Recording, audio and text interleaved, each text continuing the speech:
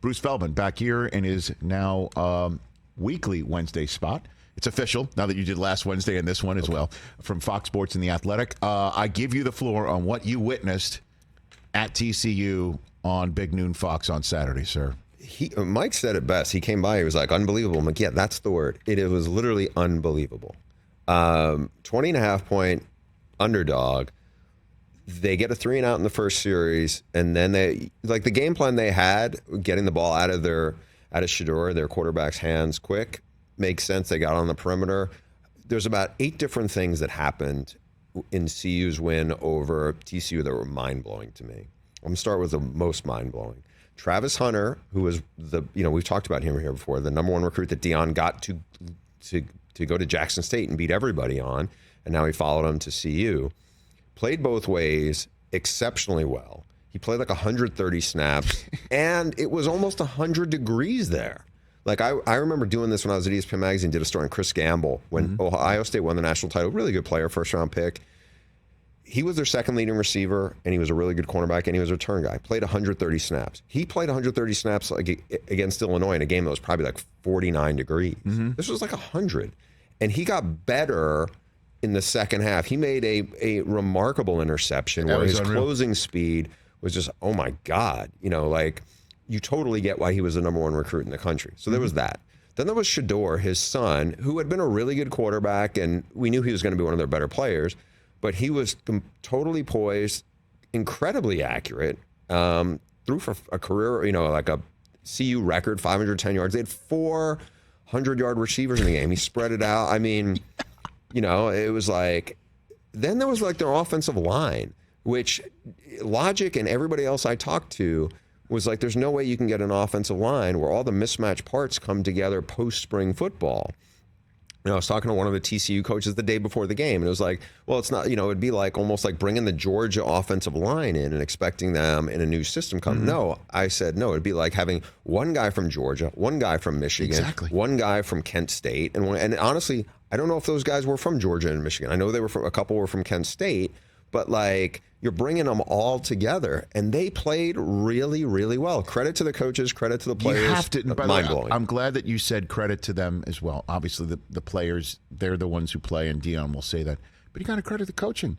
Oh, like, 1,000%. Because I just think everybody thinks Deion he's just a collector of talent, and they'll just roll the footballs out. Yeah. Honestly, this is, when you do it with 86 new players, and I know TCU is not the same TCU team that went to the national championship game last year. No, but Sonny Dykes was telling me he thinks the receiving corps, even though they don't have Quentin Johnston and Darius Davis, who are going to be playing for the Chargers this weekend, he thinks their receiving corps is better. He felt like their defensive line was better. There was a lot they were very excited about. And it wasn't like Colorado blew them off the field, but Colorado went toe-to-toe. There was nothing felt fluky about it.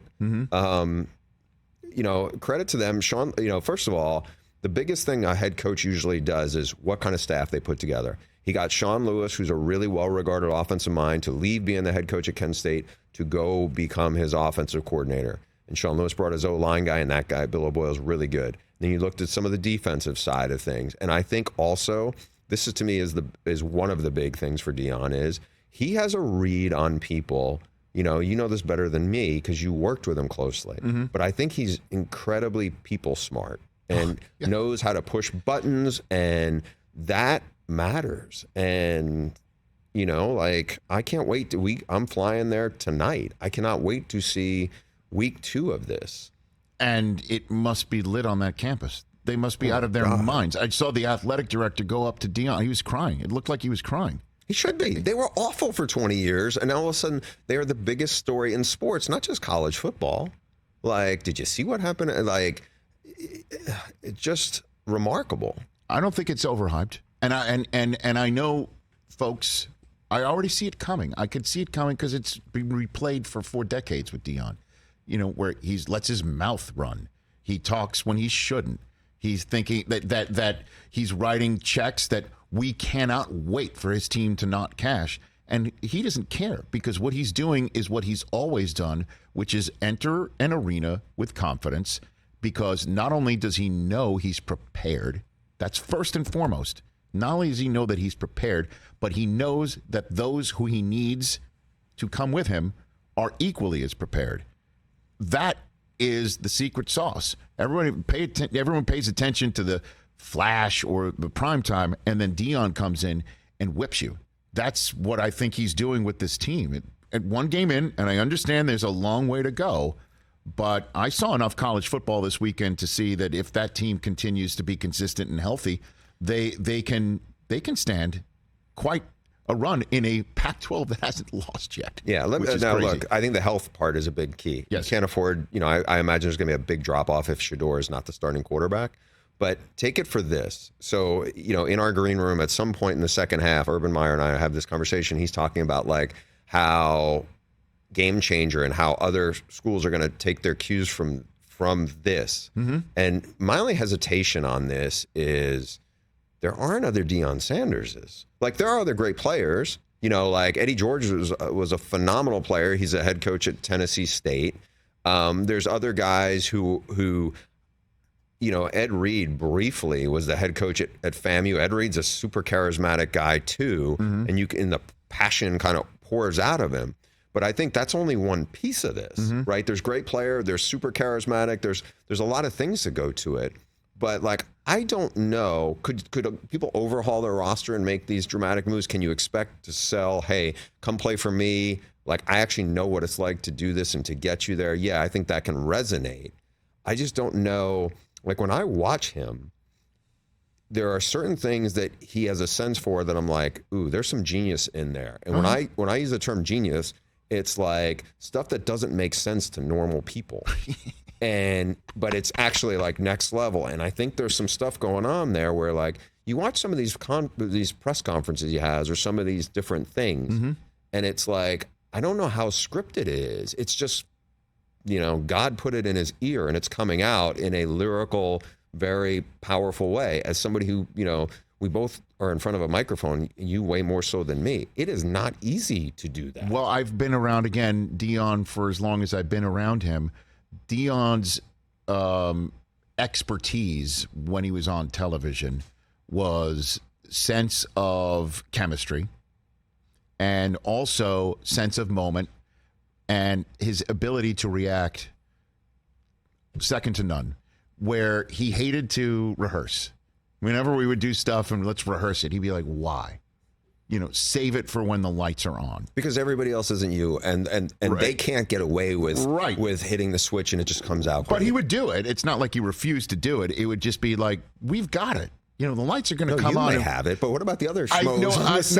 I know. So when you're saying, is it scripted?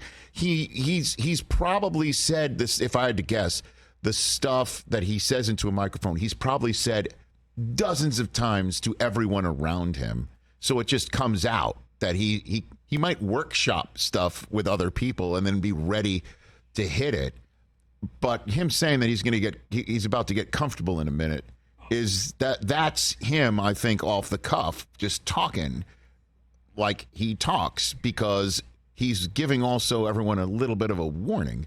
And I would say to Nebraska, if you turn the ball over this weekend and you have troubles getting first downs like you did in Minnesota, it's going to be a very long afternoon coming up on Saturday. Yeah, I mean, look, this feels like it's going to be the CU show. Look, and Matt Rule is a really good college coach. I don't know if he has the front line kind of difference maker guys mm-hmm. that Deion has, and Deion has added and acquired compared to what they have at Nebraska. But we'll see. It's like, I can't wait to see how this thing keeps going, because all of a sudden it's like the hype is incredibly high, and sure, Deion can handle it because he's lived it for a long time, mm-hmm. but still new to a lot of people. I'm not saying they won't be able to handle it, but I just think it's only going to grow. Like, next week they play Colorado State, and the challenge will be there. It was like, okay, everyone's looking at that like the trap game, if they win this one. Then all of a sudden it's Oregon and USC, and like, okay, now all of a sudden we have guys that they have a lot of guys that you have. We'll see. Bruce Feldman here on the Rich Eisen Show, and that is as you pointed out, Oregon and USC, when Colorado plays them, that's going to be must-see material. I mean, we've got just the Colorado schedule alone up here, and I can tell you this for real, and I'm sure you can guess this. We turned 9 years old this fall. We've never put a Colorado schedule graphic together. This is our first. and just so I'll ask you this question. Was the timing on the dissolving of the Pac-12 1 year off here? Like, had Colorado and Deion done this last year, could that have saved the Pac-12? I'm serious, man. Like, where this is, the Pac-12 hasn't lost a game yet. You got Caleb Williams doing what he's doing right now. Deion doing what he's doing right now. I can guarantee you, if those Oregon and USC versus Colorado games are 7 Pacific, 10 Eastern time kickoffs, people on the East Coast would absolutely stay up for that, and every network would be battling for it.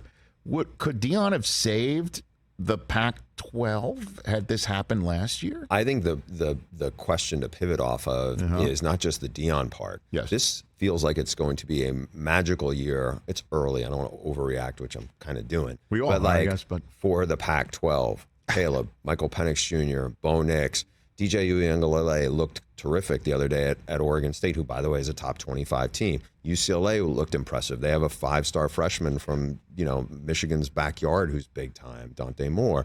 There's a lot to get excited about the league, honestly, more so than in any other conference right now, right? We just saw Clemson get smashed on Monday night by Duke, right? Florida State looked good. Clemson looked really bad.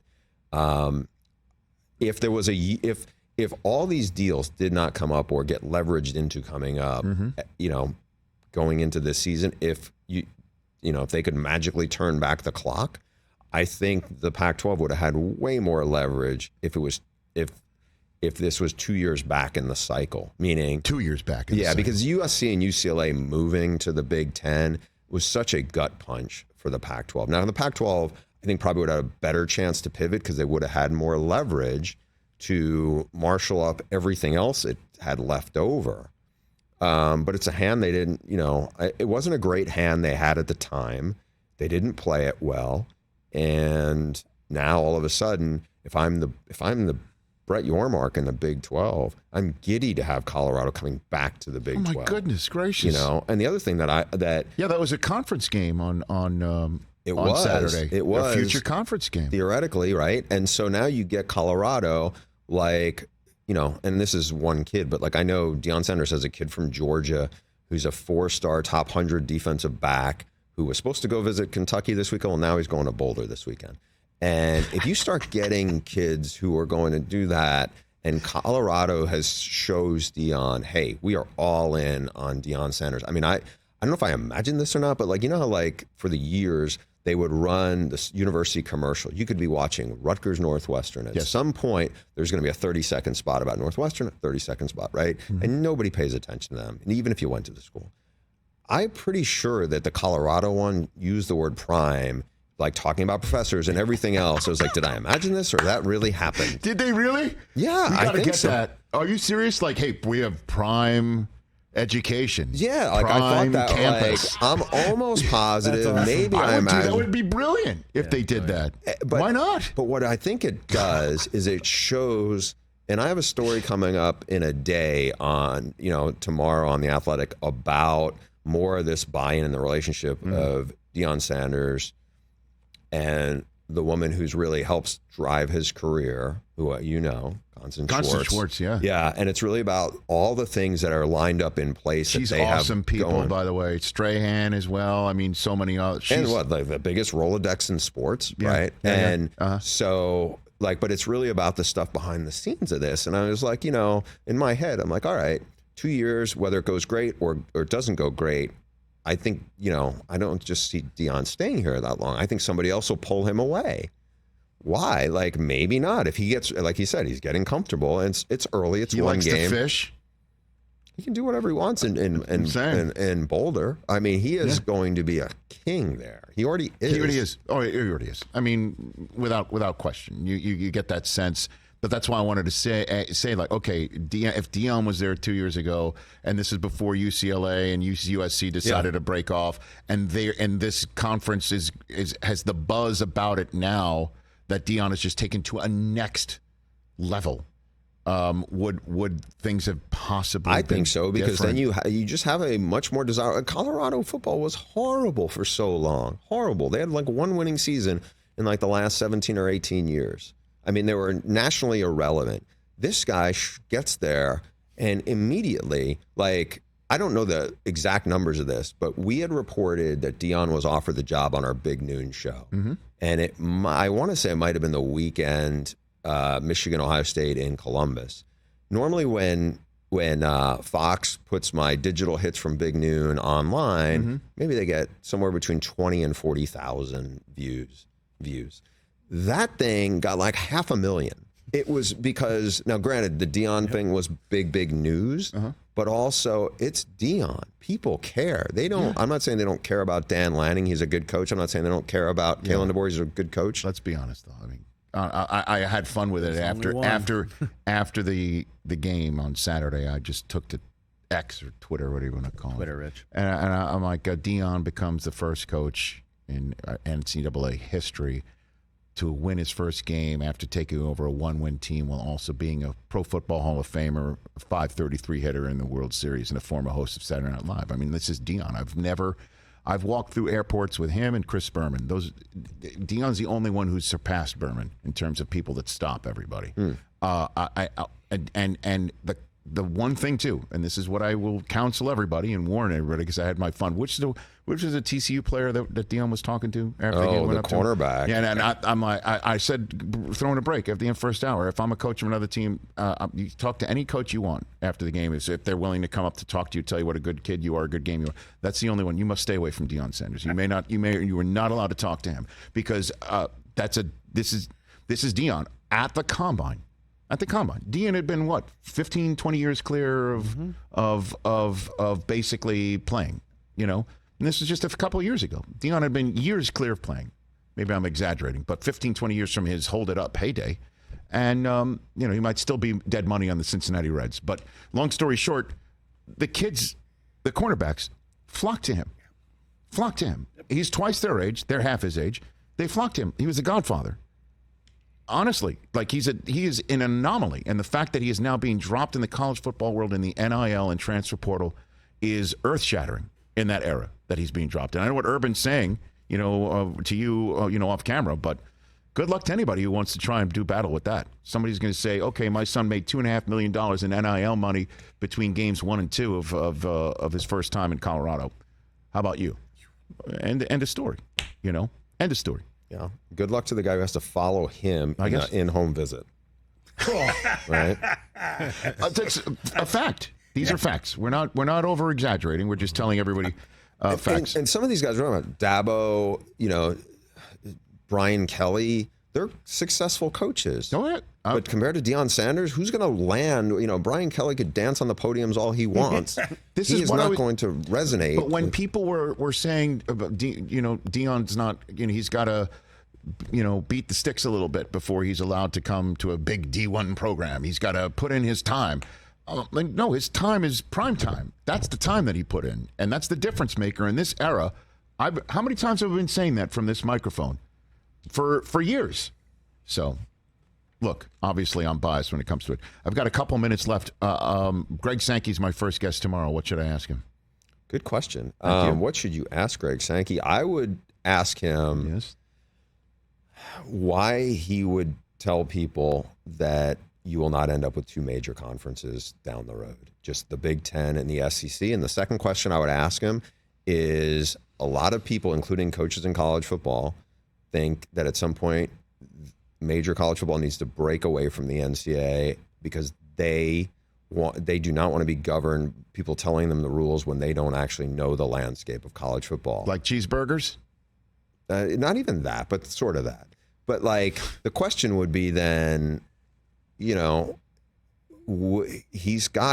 a lot of pride in all their other sports, but like, what scenario could he see where that to him would be attractive, right? Because they're making a ton of money right now as the SEC. and obviously the Big Ten is too. But if you combined everybody and then you get to run your rules, where it's not like somebody from a Division III school having input into how Alabama and Auburn and LSU operate. I mean, I know a lot of coaches who are like, we don't need the NCAA to do this. Let us be like a club sport. Yeah. You know, don't try to make us, we're not like, you're trying to run everything like it's women's basketball and baseball and track, and it's just not the same sport. Yeah, the Galloping Ghost isn't playing anymore. No, it's just very different. Yeah, so you get like-minded institutions of higher learning together. Just for football. Correct. I think that's the way it's going to go, but thank you for being here. We'll see you next week. Good seeing Enjoy you. Colorado. Tell Prime I said hi, will you please? I will. Excellent. Catch the Rich Eisen Show every single day on the Roku channel, 12 to 3 Eastern, for free.